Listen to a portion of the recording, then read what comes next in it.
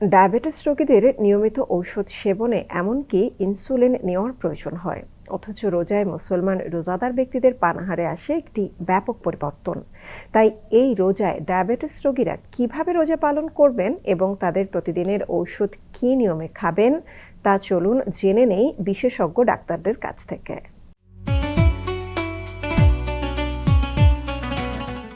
একেবারে সকালে যারা হাঁটেন, অনেক ক্ষেত্রে দেখা যায় সেই হাঁটা ঠিক মতো হচ্ছে না, কিংবা যারা অল্প ব্যায়ামের মধ্যে দিয়ে যান তারা কিন্তু আসলে এই যে সাহরির পর যে সময়টি, সেটিতে কিন্তু আসলে ব্যায়াম বা হাঁটা ঠিক মতো হাঁটতে পারছেন না। এটি কিন্তু আপনারা আসলে রাতে যে আপনারা যে অবকাশকালীন সময়টি পাবেন বা আপনাদের যে ফ্রি টাইমটি থাকবে, সেই টাইমে কিন্তু হাঁটার যে প্র্যাকটিসটি সেটি আপনারা করতে পারেন। রমজান মাসে ডায়াবেটিসের রোগী যারা রয়েছেন তাদের ক্ষেত্রে সবচেয়ে যে সমস্যাটি দেখা যায় সেটি হচ্ছে অনেক সময় অনেকের ক্ষেত্রে আমরা দেখি যে হঠাৎ করে তার সুগার লেভেল কমে গেছে, আবার অনেকের ক্ষেত্রে আমরা এটিও দেখি যে হঠাৎ করে আসলে তার সুগার লেভেল বেড়ে গেছে।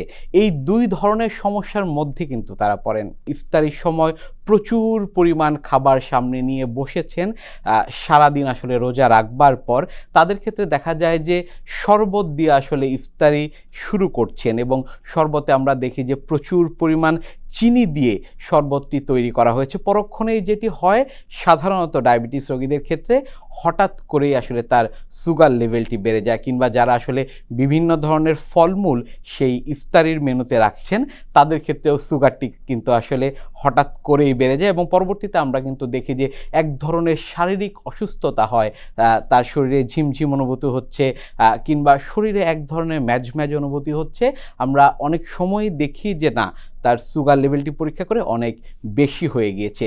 সেক্ষেত্রে কিন্তু আসলে ইফতারির মেনুতে কি খাবার রাখবেন ডায়াবেটিস রোগীদের জন্য সেটি আগে থেকেই পূর্ব নির্ধারণ করতে হবে, একেবারে চিনি ছাড়া। সেক্ষেত্রে আসলে আপনাদের ফলমূলও যদি আপনারা মেনুতে রাখেন, সেক্ষেত্রে সেটি হবে আসলে একেবারে কম পরিমাণ।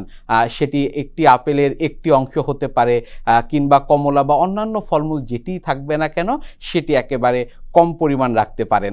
ভাজা পোড়া যেটি নিয়ে আসলে আমরা অনেক ক্ষেত্রেই দেখি যে এক ধরনের বিশাল আয়োজন চলে, এবং সেই যে তেলে ভাজা খাবার যেটিকে আমরা আসলে ডায়াবেটিস রোগীদের জন্য বলি যে এটি একেবারে পরিহার করা উচিত, সেই বিষয়গুলোর দিকে কিন্তু অবশ্যই ডায়াবেটিস রোগী যারা রয়েছেন তাদের ক্ষেত্রে লক্ষ্য রাখতে হবে।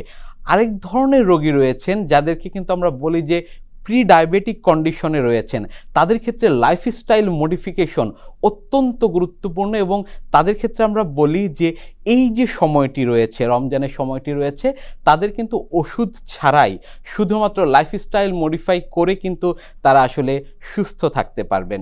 এই রমজানে বিশেষত ইনসুলিন যারা গ্রহণ করে থাকেন তাদের ইনসুলিন গ্রহণ এক ধরনের তারতম্য হয়, কারণ সময়ের যে ব্যবধানটি রয়েছে, রোজা রাখবার জন্য আসলে যারা দুপুরে ইনসুলিন গ্রহণ করতেন কিংবা সকালে ইনসুলিন গ্রহণ করতেন তারা সেই সময়টিতে ইনসুলিন নিতে পারছেন না। সেই ইনসুলিনটি কিন্তু তাকে নিতে হচ্ছে ইফতারির সময়, পরবর্তীতে রাতে, এবং হচ্ছে সাহরির সময়।